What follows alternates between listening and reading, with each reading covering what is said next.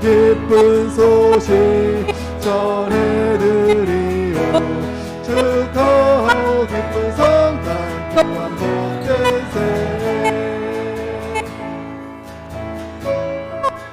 고한한 밤중에 무천사 내려와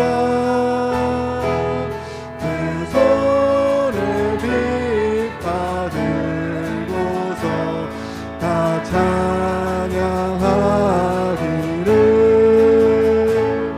영광이 많이 오시니 다 찬양하여라.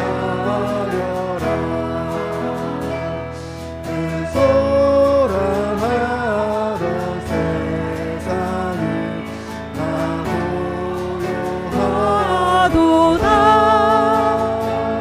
무천사 날개 펴고서 이 땅에 내려와 그때에 부른 노래가 또 다시 들리니 이 슬픔 많은 세상에 그 위로 넘치고 온 세상 기뻐 뛰놀며 다 찬송하도다. 예선지에 언능하여 베들레헴 성중에 주 예수 탄생하시니 온 세상 구주라. 저 천사 기쁜 노래를 또다시 부르니 온 세상 사는 사람들 다 화답하도다. 우리는 예수님의 탄생을 기뻐합니다. 그리고 오늘 주의 이름을 높이며 예물을 가지고 우리 예수님께 경배합니다. 우리 예수님께서 앞으로 이루셨고 또 앞으로 이루실 일들이 매우 많습니다. 우리의 소망 되시며 우리의 기쁨 되신 당신을 높여드립니다. 우리 다 함께 감사함으로 또한 우리 예수 그리스도 이름을 높여드리는 기도하도록 하겠습니다. 기도하겠습니다. 할렐루야. 은혜로우신 하나님 아버지시여, 구원주이시면서 메시아이신 분이 오셨습니다. 다시 재림을 하셔서 우리를 다시 한번 아무 세상에서 구원내실, 이 어지러운 세상에서 구원해내실, 또 멈춰선 세상에서 구원해내실 분은 오직 주 예수 그리스도 뿐이십니다. 우리 주님을 찬양합니다. 당신의 이름을 높임을 받으시옵소서. 하늘의 영광이 그 땅에는 평화입니다. 하늘의 것이 이 땅에 이루어지는데 하나님 일하여 주셔서 감사합니다. 예수님 높여드립니다.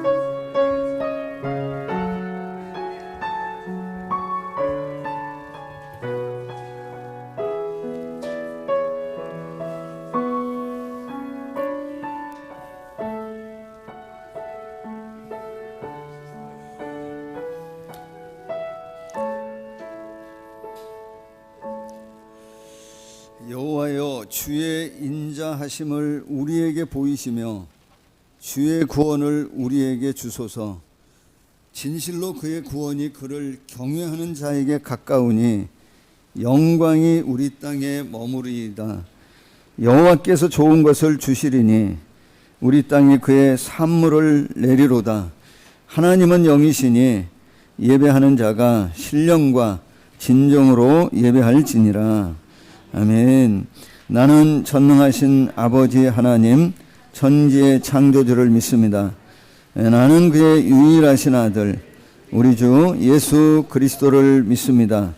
그는 성령으로 잉태되어 동정녀 마리아에게서 나시고 본디오 빌라도에게 고난을 받아 십자가에 못 박혀 죽으시고 장사된 지 사흘 만에 죽은 자 가운데서 다시 살아나셨으며 하늘에 오르시어 전능하신 아버지 하나님 우편에 앉아 계시다가 거기로부터 살아있는 자와 죽은 자를 심판하러 오십니다. 나는 성령을 믿으며 거룩한 공교회와 성도의 교제와 죄를 용서받는 것과 몸의 부활과 영생을 믿습니다. 아멘. 교동문 120번 말씀을 우리 함께 교독하도록 하겠습니다.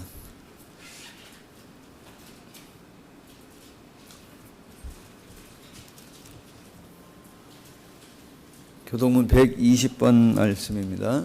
찬송하리로다 주 이스라엘의 하나님이여 그 백성을 돌보사 속량하시며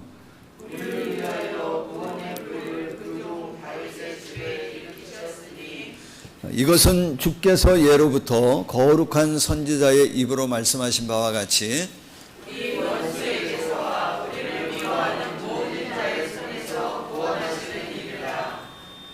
우리 조상을 궁일이 여기시며 그 거룩한 언약을 기억하셨으니 우리가 원수의 손에서 건지심을 받고 종신토록 주의 앞에서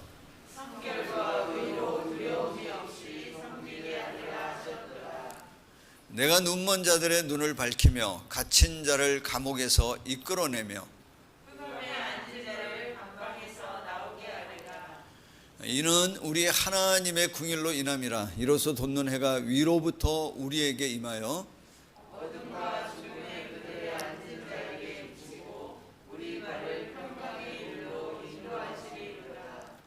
그러므로 주께서 친히 징조를 너희에게 주실 것이라.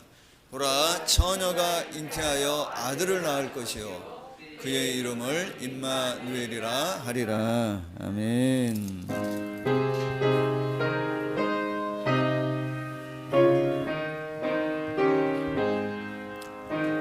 어린 주 예수 늘 자리 없어 그 귀하신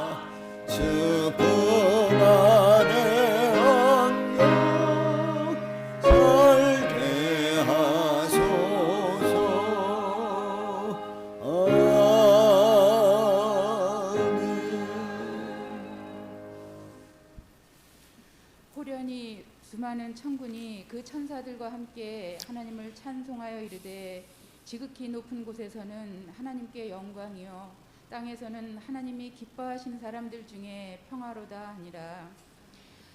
죄로 말미암아 죽을 수밖에 없는 저희들을 구원하시기 위해 독생자 예수 그리스도를 이 땅에 보내신 하나님의 크신 은혜에 감사와 영광을 올려드립니다. 코로나19 3차 재확산으로 인해 성탄 축하 예배조차도 비대면 온라인 예배로 올려드리오니 하나님, 저희가 비록 주님의 거룩한 성전에 함께 모여 예배드리지 못할지라도 각자의 처소에서 신령과 진정으로 예배드림으로 임마누엘의 하나님을 만나고 경험하는 귀한 이 예배의 시간이 되게 하여 주시옵소서. 가난한 자와 병든 자를 위해 오시고 소외되고 약한 자에게 위로와 소망을 주시는 하나님, 그 하나님의 은혜가 오늘 이 성탄절을 맞이하여 하나님을 예배하는 모든 예배자들에게 충만히 임하여 주시기를 간절히 기도드립니다. 특별히 코로나19로 인해 그동안 저희들은 한 번도 경험해보지 못한 수많은 일들을 겪으며 힘들고 어려운 한 해를 보내왔습니다. 그럼에도 불구하고 하나님의 은혜로 말미암아 그 어려운 상황 속에서도 우리의 삶을 선하게 이끌어 가셨던 하나님, 그 어느 때보다도 우리와 가까이 계셨던 하나님으로 인해 잘 견디며 오늘 이 자리까지 올 수 있었음을 고백합니다. 모든 것이 하나님의 은혜입니다. 하나님 감사합니다. 지금 이 순간에도 코로나19로 인하여 어려움을 겪는 우리 이웃들에게도 성탄의 위로와 기쁨이 전하여질 수 있게 하여 주시옵시고, 어둠 속에서 방황하는 영혼들을 참빛으로 오신 예수님께서 어루만져 주심으로 회복시켜 주시기를 간절히 기도드립니다.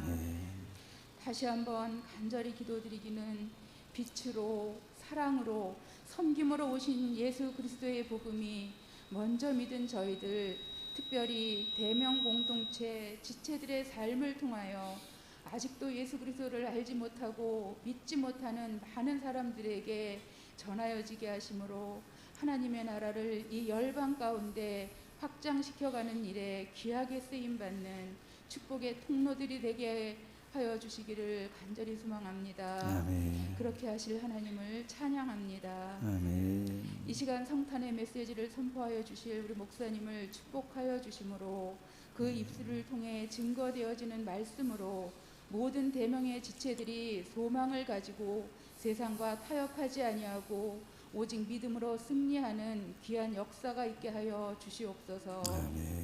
이제 2020년이 며칠 남지 않았습니다. 지난날의 후회보다는 새해를 맞이하는 희망과 소망으로 기도하며 새해를 잘 준비하는 저희 모두가 되게 하여 주시기를 간절히 기도드립니다. 성탄의 주인이신 오직 예수 그리스도만이 드러나는 성탄절이 되어질 수 있기를 간절히 소망하며 예수 그리스도 이름으로 간절히 감사하며 기도드려옵나이다. 아멘.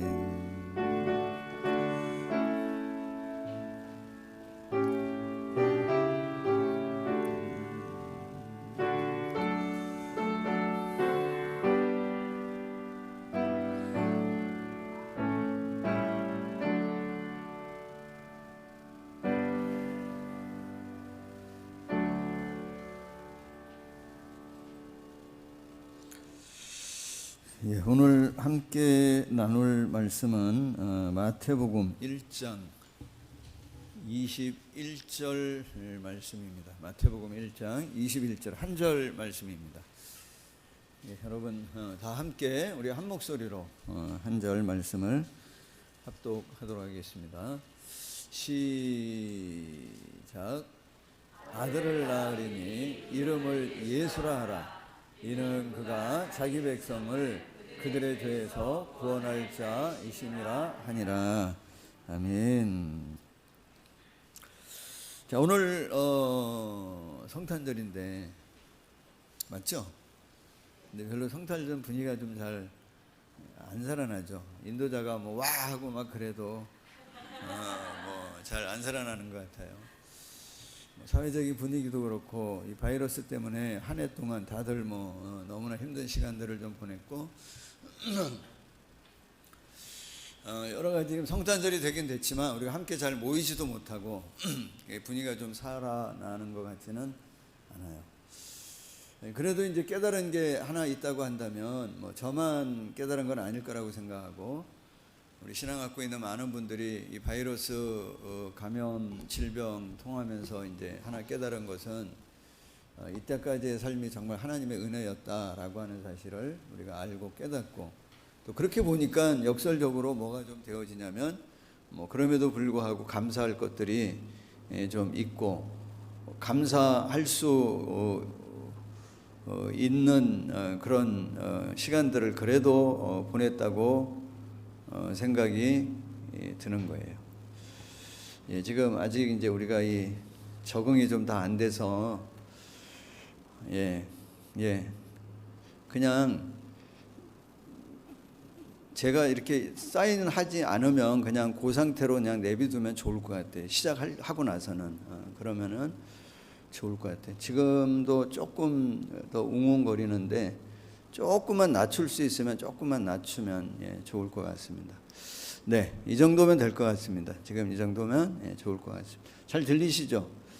가정에서도 잘 들리시죠? 잘 안 들린다면 제가 조금 더 소리를 외치고요. 들린다 합니까? 네. 뭐였죠? 그래서 그래도 감사할 것이 있는 한 해였다. 그래서 오늘은 이렇게 좀 서로 격려하면서 좀 사랑의 교제를 좀 나누면 좋겠습니다. 호칭은 뭐라 그래도 좋겠습니다. 뭐 당신, 여보, 뭐 아무개 아빠, 뭐 다 좋아요. 뭐 어떤 형태로 좋았어요. 하여튼 당신이 있어서 올 한 해 동안 그래도 참 다행이었고 행복하게 지냈다고, 감사하다고, 정말 애썼다고, 수고했다고, 사랑하고 축복한다고. 우리 한번 같이 교제합니다. 교제합니다.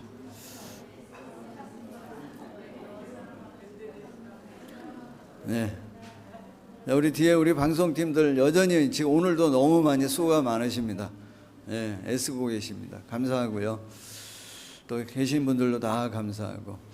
여러분 성탄의 분위기가 나지는 않지만 처음 예수님이 이 땅에 오셨을 때에 성탄의 분위기가 어땠을까를 좀 생각해 보면 지금보다 덜하면 덜했지 지금보다 좋았을 것 같지는 않아요. 우리가 지금 사회의 어떤 분위기가 좀 안정되지 않고 갈등이 있고 계속 어떤 어려움이 있는 것처럼 그 당시 사회도 아마 지금보다 더 심하지 않았을까. 어둠, 절망, 어떤 인간적으로는 심판과 좌절 안에 저주 안에 있는 그 땅에 예수님께서 사람의 몸으로 오셔서 우리의 기쁨의 소식을 전하고 하늘엔 영광이요 땅에는 평화를 주셨던 우리 예수님의 성육신의 이 충만한 은혜가 오늘 이 성탄의 예배를 통해서 다시 한번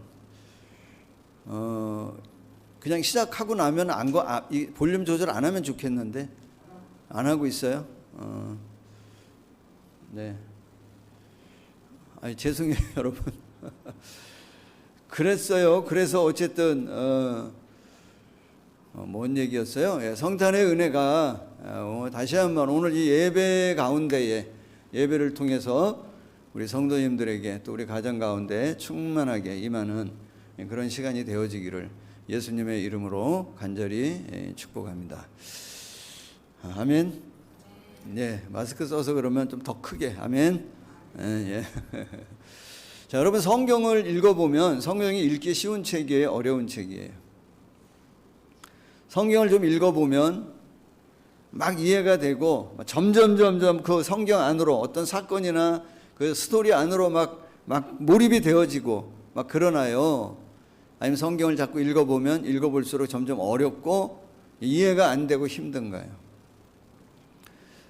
저도 지금 이제 한번 성경을 다시 한번 일독을 해보겠다고 시작한 지 한 일주일 정도 되는데 지금 출애굽기 10장에서 지금 머물러 있어요. 만약에 성경을 읽는 것이 힘들고 어렵다라고 생각하는 분들이 있다고 한다면 몇 가지 좀 이유가 있을 것 같아요. 가장 첫 번째 큰 이유는 뭐냐면 일단 분량이 너무 뭐죠? 많아. 권수로는 몇 권이냐면 66권입니다. 장수로는 보니까 구약이 929장, 신약이 260장, 총 1189장이더라고요. 절수로는 몇 절이냐면 3만 절이 넘어요. 일단은 분량이 너무 많아. 그러니까 뭐 하죠? 잘 안 읽어. 읽질 않으니까 일단 이해가 잘 안 돼. 그리고 읽어도 분량만큼이나 그 안에 뭐가 많냐면 많은 사건들이 방대하게 나와요. 역사적인 많은 일들이 나와요. 그러니까 이거를 다 왜 이 얘기를 하는지 뭐 하기가 어렵냐면 이해하기가 쉽지 않을 것 같아요. 그래서 성경은 어떤 면에서 미리 기본적인 좀 이해력을 갖고 성경을 읽으면 이해하는데 도움이 될 것 같아요. 성경은 크게 네 가지 사실에 대해서 얘기하고자 해요. 네 가지 큰 줄거리를 갖고 있습니다. 첫 번째는 뭐에 대한 말씀을 하고 있냐면 하나님이 누구신지에 대한 얘기를 해요. 하나님 누구신지, 그 하나님이 어떤 일을 하신 분이신지, 그리고 나와 하나님의 관계 가운데 하나님은 과연 어떤 분인지에 대해서 성경은 우리에게 쭉 말씀하세요. 두 번째 또 하나의 주제가 있는데 뭐냐면 반대로 우리는 누구냐 말이에요. 사람이 누구냐 말이에요. 사람은 어떤 일을 했고 사람이 어떤 상황 가운데 있고 사람이 왜 심판과 저주 아래 있을 수밖에 없는지, 그리고 사람에게 구원자가 필요하다고 하는 사실을 성경을 통해서 쭉 말씀하세요. 어떻게 보면 이 두 가지가 뭐라고 얘기할 수 있냐면 구약의 전체적인 크게 이루고 있는 두 가지의 사실, 두 가지 큰 줄거리입니다. 그 다음에 세 번째 줄거리는 누굴까요? 뭘까요? 예수님이십니다. 예수님 누구신지, 예수님 왜 이 땅에 사람의 몸으로, 하나님이심에도 불구하고 사람의 몸으로 이 땅에 오셨어야 하는지, 예수님이 오셔서 어떤 일을 하셨는지, 그 부분에 대한 이야기를 하고 있습니다. 네 번째는 뭐냐면, 또 하나의 큰 주제는 뭐냐면 하나님이 이 땅에 오셔서, 예수님이 이 땅에 오셔서 우리에게 가르쳐 주신 하나님의 나라가 또 하나의 큰 줄거리입니다. 그럼 이 네 가지의 줄거리가 다 결론은 어디에 모아져 있냐면 한 분, 하나의 사건에 모아져 있어요. 한 분은 누구죠? 예수님에 대한 이야기로 결론은 예수님입니다. 그 하나의 사건으로 모아져 있습니다. 뭐죠? 예수님의 십자가의 사건으로 모아져 있습니다. 하나님께서 왜 예수님을 이 땅에 보내셨어야 하는지에 대한 설명, 결국은, 그리고 사람인 우리에게 왜 예수님이 우리에게 필요한지, 그리고 하나님의 나라도 누구를 통해서만 갈 수 있는 거냐면 예수 그리스도 그분을 통해 갈 수 있다는 거예요. 그래서 모든 것에 사실은 성경 66권은 한 인물이 주제라고 말할 수 있습니다. 그분이 누구냐면 예수 그리스도이십니다. 하나의 사건이 주제라고 얘기할 수 있습니다. 그게 뭐냐면 예수님의 탄생과 죽음과 승천과 부활, 그리고 재림입니다. 구약도 누구에 대한 이야기라고 얘기할 수 있냐면 구약도 누구에 대한 말씀이에요? 예수님에 대한 말씀입니다. 그래서 구약을 우리가 한 문장으로 표현하면 뭐라고 얘기하냐면 뭐죠? 구약을 오실 예수님에 대한 말씀을 기록하고 있는 게 뭐냐면 구약입니다. 구약은 예수님을 실제적으로 실사로 묘사하고 있는 것이 아니라 뭘 묘사하고 있는 것이냐면 예수님을 그림자로 묘사하고 있어요. 그래서 왜 예수님이 이 땅에 오셨어야만 하는지에 대한 설명을, 하나님 그분에 대한 설명과 인간에 대한 설명을 통해서 하나님이 이 땅에 아들이신 예수님이 이 땅에 오셨어야 될 이유를 쭉 설명하고 있는 것이 뭐냐면 구약 성경입니다. 자, 그러면 구약은 크게 두 가지 얘기를 하고 있다고 지금 설명을 드렸습니다. 하나는 누구냐면 하나님에 대해, 하나님 누구신지, 하나님 어떤 분이신지, 하나님 누구시죠? 하나님 당신을, 하나님 스스로 하나님 나는 이런 분이다 라고 본인의 정체성을 밝히고 있는 구절이, 우리가 대표적으로 알고 있는 것은 모세와 하나님이 만나는 그 출애굽 사건, 그 호렙산에서 나는 스스로 있는 자라고 말씀하시는 그 장면이 하나 있고요.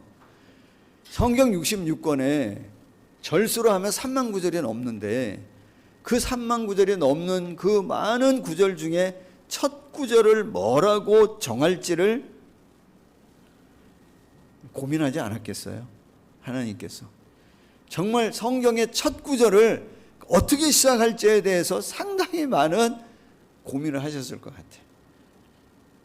감화감동하셔서 가장 첫 번째 펜을 들어서 기록한 것이 뭐냐면 창세기 1장 1절이에요. 뭐죠? 태초에 하나님이 천지를 창조하시니라. 여러분, 이거는 크게 보면 누구에 대한 이야기를 하고 있냐면 하나님 누구신지에 대한 선포입니다.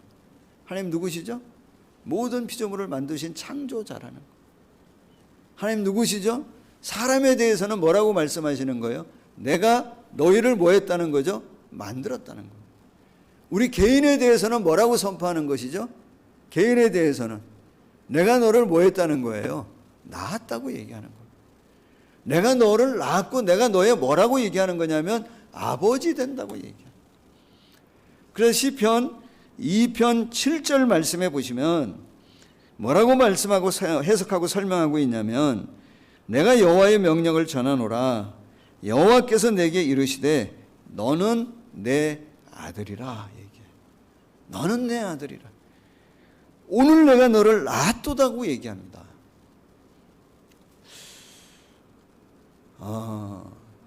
하나님이 우리의 뭐라는 거예요? 아버지 되시는 거예요. 하나님이 우리의 평생에 뭐가 되어지는 거냐면 아버지 되시는 분이 하나님이라고 말씀합니다.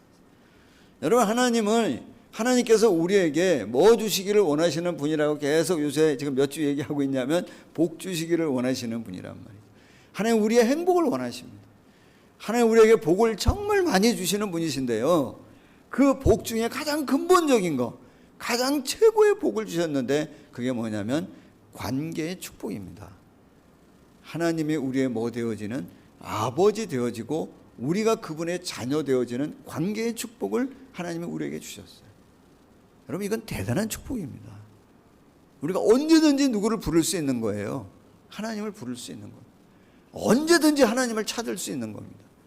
언제든지 하나님 앞에 가까이 갈 수 있는 이 축복을 주셨어요. 요한복음 1장 12절에 영접하는 자 곧 그 이름을 믿는 자들에게는 하나님의 자녀가 되는 권세를 주셨다고 했는데 이 권세가 바로 뭐냐면 하나님이 내 아버지 되어지는 권세, 내가 그분의 자녀가 되어지는 권세예요. 우리는 언제든지 누구를 부를 수 있냐면 하나님을 부를 수 있어요. 찾을 수 있습니다. 하나님은 스스로 책임감을 가지셨어요. 어떤 책임감을 스스로 지셨냐면 우리가 부르면 뭐 하겠다는 거예요? 듣겠다는 거예요. 우리가 찾으면 만나주시겠다는 거예요. 우리가 구하면 응답해 주시겠다는 거예요. 그 책임감을 스스로 하나님께서 가지셨어요. 왜?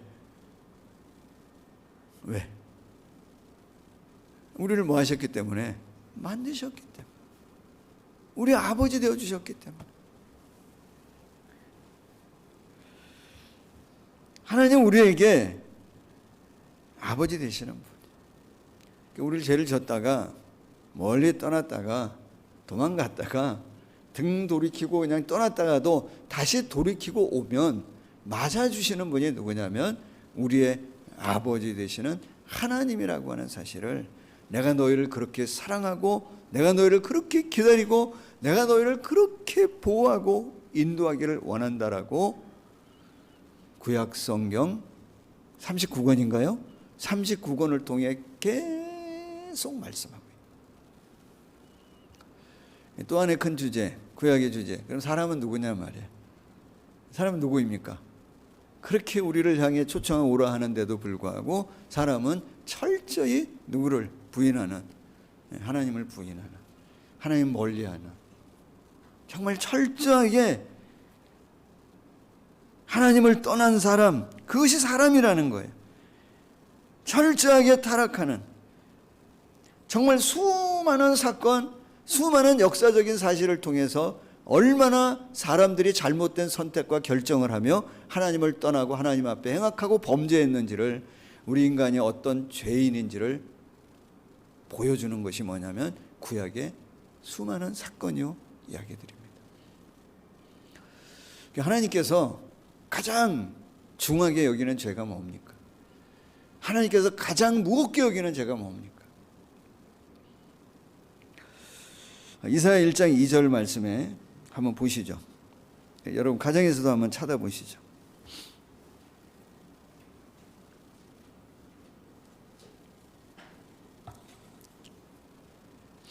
이사야 1장 2절 말씀에 이렇게 얘기합니다. 하늘이여 들으라, 땅이여 귀를 기울이라. 여호와께서 말씀하시기를 내가 자식을 양육하였거늘 그들이 나를 뭐 했다고요? 거역했다는 거예요. 거역하였도다. 3절 소는 그 임자를 알고 나귀는 그 주인의 구유를 알건만은 이스라엘은 알지 못하고 나의 백성은 깨닫지 못하는도다라고. 4절 슬프다 범죄한 나라요. 하나님을 거역하고 알지 못하는 것을 뭐라 그래요? 범죄라고 해요. 허물진 백성, 이걸 허물이라고 얘기해요. 하나님을 거역하고 알지 못하고 깨닫지 못하는, 하나님의 사랑을 받아들이지 못하는 그 이스라엘 백성들을 뭐라고 얘기하냐면 행악의 종자요 행위가 부패한 자식이라고 이야기해요. 여러분, 하나님이 가장 무겁게 여기는 죄가 뭐냐면 하나님을 뭐하지 않는 거냐면 인정하지 않는 거예요. 하나님을 거부하는 거예요. 제가 이제 저도 우리 아이들이 있습니다만은 물론 우리 아이들이 좀 더 이렇게 바르고 모범적이고 생활에 있어서 좀 보기 좋게 좀 지내면 좋겠어요. 그러지 않을 때가 있단 말이에요. 근데 여러분, 부모된 입장에서 자녀하고 관계 속에서 가장 마음 아플 때가 언제예요? 가장 마음 아플 때가 언제예요? 내 말 좀 안 듣는 것도 마음 아플 때가 있지만, 내가 얘기하는 대로 하지 않는 것도 좀 마음 아플 때가 있지만, 정말 마음 아플 때는 언제예요?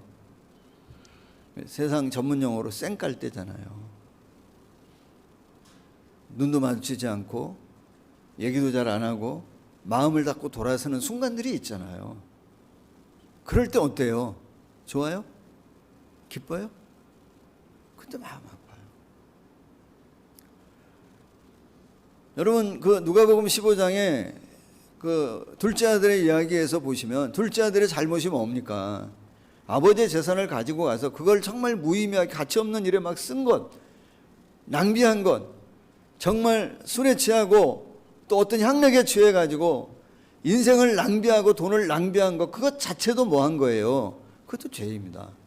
바르지 않습니다. 근데 가장 큰 죄는 뭡니까? 가장 큰 죄는 뭐예요? 아버지에게 뭐를 달라고 얘기한 거예요? 유산을 달라고 얘기한 거예요. 유산은 뭐예요? 원래 유산은 언제 물려받는 거예요? 아버지가 죽어야 물려받는 겁니다. 그러면 유산을 달라고 한 것은 어떤 선언이에요? 선포예요. 지금 이 순간 이후로 아버지는 내 인생에 뭐 하다는 거예요? 없다는 겁니다. 내 인생에 아버지를 인정하지 않겠다는 겁니다. 이제는 내 인생에 어떤 울타리 안에도 아버지의 존재는 없다. 내가 인정하지 않는다는 거예요. 그게 뭐냐면 가장 큰 죄. 그게 가장 큰 아픔이에요. 예레미야 8장 7절에 그렇게 얘기해요. 그래서 예레미야 8장 7절 제가 읽습니다. 공중의 학도 그 정한 시기를 알고 산 비둘기와 제비와 두루미는 그들이 올 때를 지킨다는 거예요. 올 때를 지킨다. 내 백성은 여호와의 규례를 알지 못한다. 여러분, 공중의 학도 정한 시기를 알고 돌아올 때가 되면 돌아오는데 내 백성은 뭐 하냐면 때가 돼도 뭐 하냐면 돌아오지 않는다. 오질 않는다. 돌아오라고. 너희는 내 자녀고 내 딸이고 내 아들이라고, 내 백성이라고, 내 백성들아 내게로 돌아오라고 계속 외치는 게 뭐냐면 구약의 전체적인 내용이에요. 내 사랑 안으로, 내가 사랑하는 너희 아버지다. 나를 떠난 너희들, 불신앙으로 멀리한 너희들 내게로 돌아오라고 계속 얘기하시는 분이 누구냐면 하나님이에요. 인간들은 계속 거부하는 그 이야기가 계속 진행되어지고 있는 게 뭐냐면 구약의 말씀입니다. 그럼 그들에게 하나님께서 그래도 뭘 주시냐면 죄사함의 기회를 주시고, 하나님 그래도 그들을 용서하시기 위해서 보여주시는 게 뭐냐면 뭐죠? 속죄의 제사입니다. 제사를 통해 그들을 다시 회복하게 하고 또 용서하시고 회복하게 하시는 겁니다. 그냥 구약의 모든 속죄 제사는 뭐의 상징인 거예요? 거기에 올라가는 이 모든 번제되어지는 양들은, 잡히는 양들은 뭐의 상징인 거예요? 예수님의 상징입니다. 예수님의 십자가를 상징하는 겁니다. 예수님을 통해, 그 십자가의 사건을 통해 우리를 구원하고자 하시는 하나님의 계획을 우리에게 뭐 하는 거냐면 상징적으로 보여주시는 것입니다. 그래서 우리에게 하나님께서 완전한 구원을 위해 보내주신 분이 누구냐면 예수 그리스도이신 거예요. 그래서 오늘 읽었던 마태복음 1장 21절에 보시면 그렇게 말씀하고 있는 거죠. 아들을 낳으리니 이름을 예수라 하라. 이는 그가 자기 백성을 그들의 죄에서 구원할 자이심이라. 왜 예수님이 이 땅에 오셔야 하는지를 설명하고 있어요. 왜 예수님만이 우리의 죄를 위해 구원할 자인 것을 설명하고 있어요. 그를 영접하는 자에게, 그를 받아들이는 자에게 영생이라고 하는 구원을 주시겠다고 뭐하고 있냐면 약속하고 있는 거예요. 구약 말씀을 보면 우리의 구원이 어떤 선행을 통해서 얻어지는 것이 아니라 믿음을 통해서 얻어진다고 하는 사실을 상징적으로 보여주는 몇 가지 사건들이 있습니다. 그 예수님을 믿음으로 구원을 얻는다고 하는 예수님의 십자가의 사건을 상징적으로 보여주는 사건들이 몇 개 있어요. 첫째는 뭐죠? 어떤 사건을 얘기할 수 있어요? 아브라함이 이삭을 모리아산에 올라가서 바치려고 했을 때 하나님이 예비해 주셨던 그 어린 양, 그 누굴 상징하는 거예요? 예수 그리스도를 상징하는 거예요. 출애굽 과정에서 좌우 그 문설주와 임방의 그 피를, 어린 양의 피를 바를 때 패스되어지는, 심판이 넘어가는, 저주가 넘어가는, 그걸 통해서, 그 사건을 통해서 그 어린 양이 누구의 상징이 되어지냐면 예수 그리스도의 상징을 보여주는 겁니다. 그림자입니다. 그리고 또 하나, 이 사건은 누가 친히 얘기하시는 거냐면 예수님께서 본인의 십자가의 사건을 친히 상징적으로 구약의 말씀을 통해 설명해 주세요. 그게 어디에 나오냐면 요한복음 3장 14절에 나와요. 한번 찾아보시겠습니다.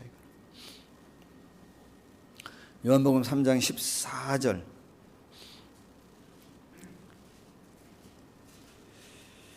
자, 뭐라고 말씀하시죠? 모세가 광야에서 뱀을 든 것 같이 인자도 뭐 해야 된다고요? 들려야 할 거라고 얘기해요. 여러분, 모세가 광야에서 뱀을 든 것 같이, 이 사건은 어디에 나오면 민수기 21장에 나오잖아요. 이스라엘 백성들이 뭐 하냐면 항상 불평을 원망합니다. 먹을 걸 줘도 먹으면서 원망해요. 고기를 구우면서 원망해요. 결정적으로 이스라엘 백성들이 하나님이 그들의 원망과 불평의 소리를 듣고 불뱀을 보내서 그들을 심판하는데, 모세가 인도를 하는데 이렇게 인도하는 홍해의 길을 지나서 에돔 땅인가 어디로 우에 이렇게 하면서 이렇게 길을 왜 그 길로 인도하느냐고 또 계속 원망하고 불평할 때 하나님께서 그들에게 뭘 보냈냐면 불뱀을 보냅니다. 그 뱀이 물어서 이스라엘 많은 백성들이 죽게 되어져요. 그때 모세가 하나님 앞에 기도합니다. 하나님, 이 뱀들을 우리에게서 다 내쫓아달라고, 없이 해달라고 간절히 기도합니다. 그때 하나님이 주신 게 뭐냐면 롯뱀을 만들어 장대에 달게 하고, 그 장대에 달린 롯뱀을 보는 자들이 뭐 한다 그러냐면 다 나음을 입었다라고 말씀하고 있어요. 그 사건을 예수님께서는 뭐라고 얘기하는 것이냐면, 뭐로 이야기하느냐면 십자가에 달리신 예수 그리스도 자신을 상징하는 일이라고 친히 설명하세요. 그래서 15절에 뭐라고 말씀하십니까? 3장 15절에 이는 그를 믿는 자마다, 롯뱀을 바라보며 행위를 해서 나음을 입은 게 아닙니다. 그 뱀을 그냥 바라보는 자, 하나님 말씀 약속을 믿고 바라보는 자가 나음을 얻었던 것처럼 오늘도 역시 마찬가지로 십자가에 달리신 예수 그리스도, 그를 믿는 자마다 뭐를 얻는다 하면 영생을 얻게 되어진다고 말씀하시는 거예요. 그리고 이어서 나오는 말씀이 우리가 너무나 잘 아는 요한복음 3장 16절 말씀이에요. 하나님이 세상을 이처럼 사랑하사 독생자를 주셨으니 이는 그를 믿는 자마다 멸망하지 않고 영생을 얻게 하려 하심이라. 자, 사랑하는 여러분, 하나님 뭘 주셨다고요? 독생자. 독생자를 주셨다고 하는 건 어떤 의미죠? 여러분, 하나님 뭘 우리에게 주시는 분이에요? 빼앗아 가시는 분이에요? 어떻게 생각하세요? 성경을 읽어보면 하나님 우리에게 뭔가를 베푸시는 분이에요? 주시는 분이에요? 아니면 빼앗아 가시는 분? 뭘 항상 달라고 하시는 분이세요? 성경을 보시면 하나님은 어떤 분이세요? 우리에게 계속 뭐 하는 거냐면 베푸시는 분입니다. 하나님 계속 주시는 분. 큰 사건으로만 자질구레한 거 다 빼고 우리에게 뭘 주신 분이에요? 에덴 동산을 주신 분이에요. 우리에게 뭘 주신 분이에요? 구원의 방주를 주신 분이에요. 우리에 뭘 주신 분? 가나안 땅을 주신 분이에요. 다 줘요. 우리를 위해서. 주다 안 되니까 마지막에 최고로 우리에게 주시는 게 있는데 그게 뭐죠? 최고로 우리에게 주시는, 하나님은 우리에게 주시는, 베푸시는 최고의 클라이막스, 하이라이트 뭐예요? 예수 그리스도를 우리에게 보내주신, 예수님 우리에게 보내주신 거예요. 그래서 여러분, 예수님은 하나님이 우리에게 보여주신 최고의 사랑입니다. 하나님이 우리에게 베푸신 최고의 사랑입니다. 하나님이 우리에게 보여주시는 최고의 사랑이 뭐냐면 예수 그리스도이십니다. 그분을 믿는 자마다. 사실은 독생자를 우리에게 주셨다고 하는 건 뭐 하냐면, 줄 수 있는 모든 것을 뭐 하냐면 우리에게 주시는 분이 누구냐면 하나님이세요. 하나님 오해하시면 안 됩니다. 하나님 우리에게 뭔가를 빼앗아가는 분으로 생각하시면 안 돼요. 하나님 여러분 어디서 만나야 되냐면 성경에서 말씀하시는 하나님을 만나야지, 세상에서 잘못 전달되어지는 하나님을 통해 우리가 하나님을 알면 오해할 수 있어요. 아니에요. 하나님 우리에게 뭐든지 베푸시는 분. 그래서 로마서 8장 32절에 이렇게 말씀하세요. 자기 아들을 아끼지 아니하시고 우리 모든 사람을 위하여 내어주시니가 어찌 그 아들과 함께 뭐라고 표현하시냐면 모든 것을 우리에게 주시지 아니하겠느냐 말씀하세요. 예수님은 하나님이 우리에게 보내주신, 베푸신 최고의 선물입니다. 예수님은 하나님이 우리에게 보여주신 최고의 사랑입니다. 그분을 받아들이는 것은 하나님이 우리에게 베푸시는 모든 것을 다 받아들이는 거예요. 믿음으로. 뭐까지도 이제 예수 그리스도를 통해서 마지막으로 예수님을 통해 우리에게 주시는 하나님의 나라까지 우리가 그 주님을 통해 받아들일 수 있는 것입니다. 사랑하는 여러분, 이제 하나의 질문을 그러면 여기에서 드리면서 말씀을 좀 마무리하려고 해요. 여러분, 성탄이 정말 예수님이 우리에게 보내는 최고의 사랑, 정말 예수님이 하나님이 우리에게 보이신 최고의 클라이막스라고 한다면 내 인생의 클라이막스는 언제입니까? 내 신앙의 클라이막스는 언제입니까? 내 인생의 최고는 언제입니까? 내 인생의 최고는 과거입니까? 현재입니까? 미래입니까? 어디를 보고 삽니까? 내 인생의 최고는, 최고의 순간은 언제 온다고 저는 믿냐면 우리에게 그 최고의 사랑을 보여주신 예수 그리스도를 모아야 되는 거예요. 바라볼 때 그분을 신뢰하고 그분을 믿고 그분의 관계 가운데, 우리가 그 축복된 관계 가운데 있을 때 우리가 뭐 하는 거냐면 내 인생의 최고의 순간을 맞이할 수 있습니다. 과거도 아니에요. 미래도 아닙니다. 그 예수님을 바라볼 때 우리는 매일매일의 순간이, 오늘이 내 인생에 뭐가 되어질 수 있냐면 최고의 순간이 되어질 수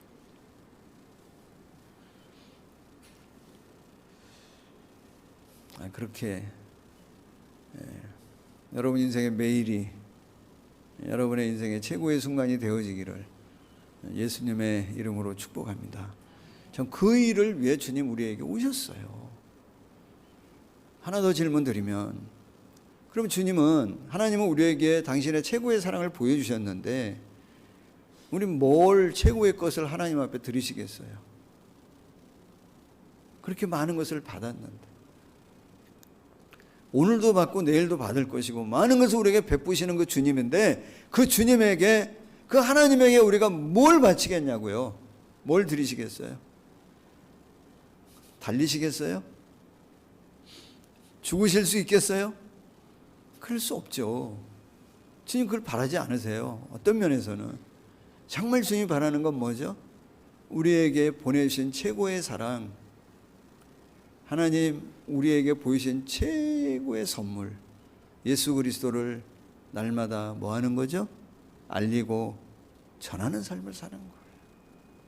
그 최고의 선물인 하나님 최고의 사랑 되시는 예수 그리스도가 우리의 구원을 위해 이 땅에 오셨다고 하는 사실을 우리가 뭐 하는 거냐면 알리고 전파하고 나누고, 그리고 그 최고의 사랑을 받은 사람으로서 그 주님과 함께 매일 살아가는 삶을 통해 그 사랑을 나누는 삶을 사는 것, 그것이 하나님 앞에 우리가 올려드릴 수 있는 최고의 선물이라고 생각이 들어요.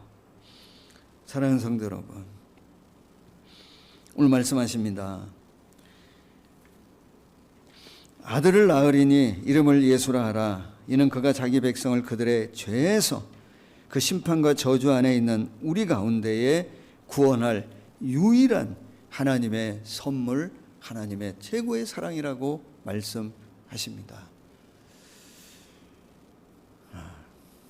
그분을 매일 바라보며 사는, 그분과 매일 깊은 친밀한 교제 가운데 살아가는, 혹시라도 예수님을 영접하지 않은 우리 사랑하는 교우들이 있다고 한다면 정말 이 성탄절을 맞이하여 다시 한번 주님을 내 마음으로 깊이 영접하며 하나님을 아버지라 부를 수 있는 이 놀라운 특권, 이 축복의 관계 가운데에 그 예수 그리스도를 늘 바라보며 살아가는, 그래서 내 인생의 최고의 순간들을 매일 만들어가는, 그리고 내 인생의 최고의 순간을 만들어주신 그 예수 그리스도를 알리고 전하며 살아가는 우리 사랑하는 대면교회 모든 성도님들이 되어지기를 예수님의 이름으로 간절히 축복합니다.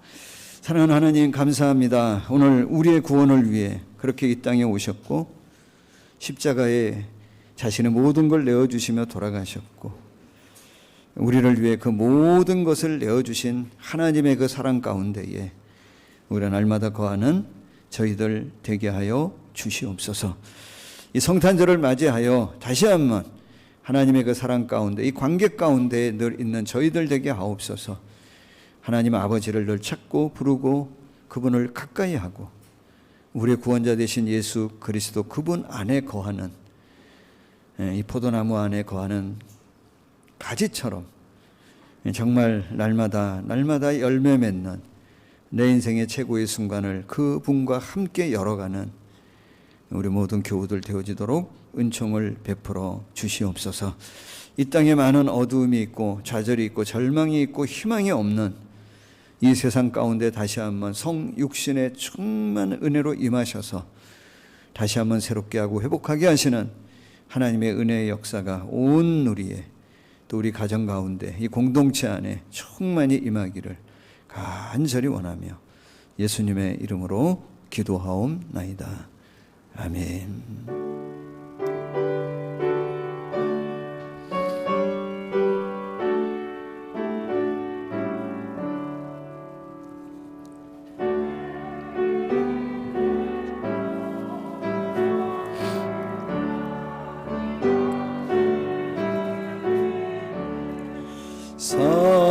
사랑하고 의지하며 오만 따라 살리라. 주께 드리네, 주께 드리네. 사랑하는 구주 앞에 모두 드리네.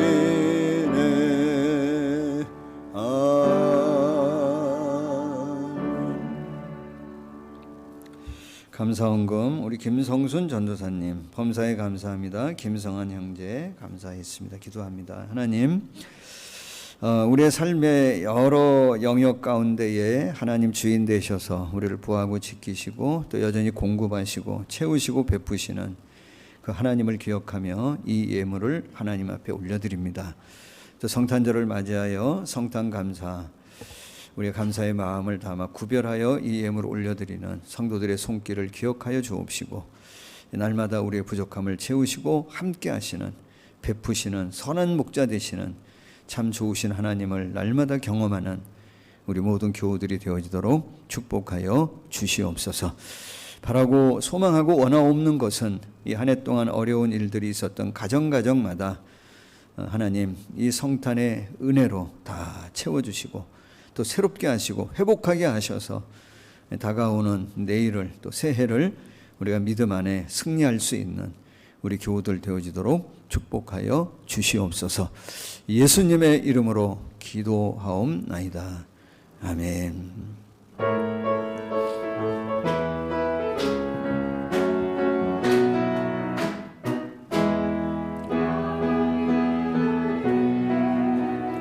긍휼히 여기사 우리에게 큰 복을 쏟아주시니 그 얼굴 빛으로 우리에게 비추사 주님의 구원을 온 세계에 알리소서. 네, 가정에서도 한번 나누고요, 교제하고요. 예, 교회 소식 알려드립니다. 오늘 성탄절입니다. 성탄의 은혜가 여러분 모두에게 함께하기를 예수님의 이름으로 축복합니다. 아멘. 예, 주일 예배, 예, 당분간은 오전 11시 영상 예배로 드리고요. 송구영신 예배도 다음 주 목요일입니다. 오후 11시 50분부터 영상 예배로 드리도록 그렇게 하겠습니다. 가능하면 11시 50분에 가정에서 다 함께 한자리에 모여서 송구영신 예배를 드리면서 새해를 맞이하기를 부탁을 드립니다.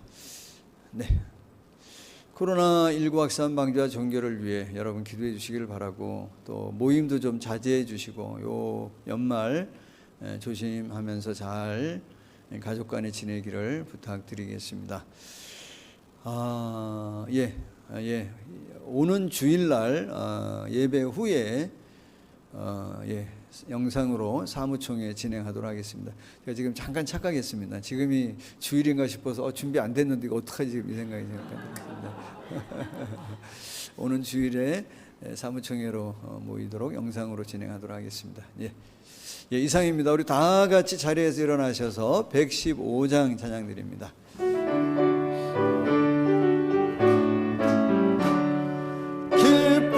구주 오셨네. 만백성 맞으라. 교회여 다 일어나. 다 찬양하여라. 다 찬양하여라. 다 찬양하여라. 구세주 탄생했으니 다 찬양하여라. 이 세상에 만물들아 다 화답하여라. 다 화답하여라. 다 화답하여라. 온 세상 죄를 사하려 주 예수 오셨네. 온전품 몰아내고 다 구원하시네. 다 구원하시네. 다 구원하시네. 은혜와 진리 되신 주 다 주관하시니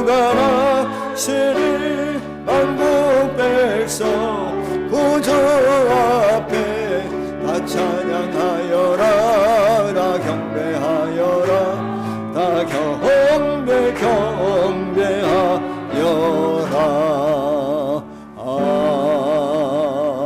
아멘.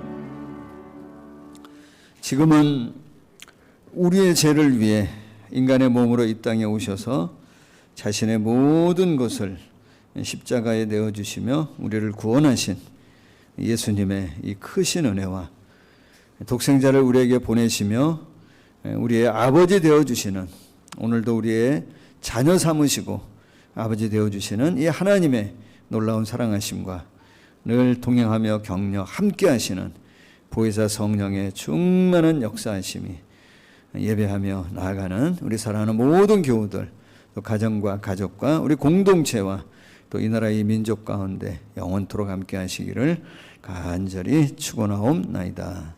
아멘.